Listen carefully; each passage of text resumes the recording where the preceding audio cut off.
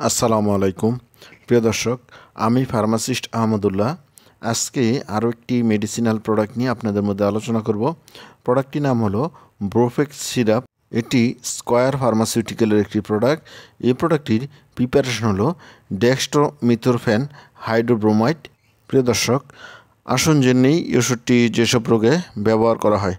Chronic dry কফ, এটি হলো দীর্ঘস্থায়ী শুষ্ক কাশি। আনপ্রোডাক্টিভ কফ, এটি এমন ধরনের শুষ্ক কাশি যে কাশিতে কফ বের হয় না। Acute dry cough which is interfering with normal function or sleep, এটি হলো তীব্র শুষ্ক কাশি যা স্বাভাবিক কাজ এবং ঘুমের ব্যাঘাত ঘটায়। প্রিয় দর্শক, এবার শুনে নেই এই ওষুধটির ডোজ বা খাবার নিয়ম সম্বন্ধে। যারা প্রাপ্তবয়স্ক আছেন এবং যাদের বয়স 12 বছরের বেশি, তারা 15 থেকে 30 mg দিনে 3 থেকে 4 বার খেতে পারবেন। আর যাদের বয়স 6 থেকে 12 বছর, 5 থেকে 15 mg প্রতিদিন 4 বার খেতে পারবেন।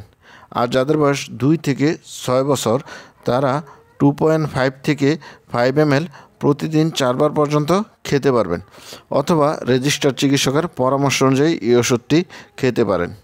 প্রিয় দর্শক, এবার আসুন যে নেই এই ওষুধের সাইড ইফেক্ট বা পার্শ্ব প্রতিক্রিয়া সম্বন্ধে। এই ওষুধটির সাইড ইফেক্ট খুবই কম, কিন্তু কখনো কখনো বমি বমি ভাব এবং মাথা ঘোরা হতে পারে।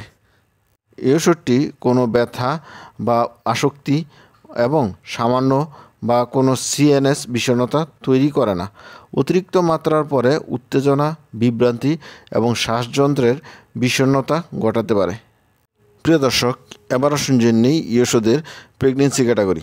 এই ওষুধটি প্রথম 3 মাস প্রেগনেন্সি মহিলাদের দেওয়া যাবে না।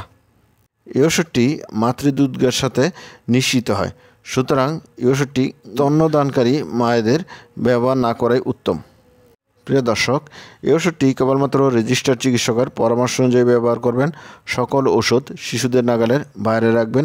30 ডিগ্রি সেন্টিগ্রেড তাপমাত্রার মধ্যে সংরক্ষণ করবেন। প্রিয় দর্শক, এবার আসুন জেনে নেই এই ওষুধের প্রাইস সম্বন্ধে। এই ওষুধটির প্রতিটা 100 ml বোতলের দাম 40 টাকা 13 পয়সা।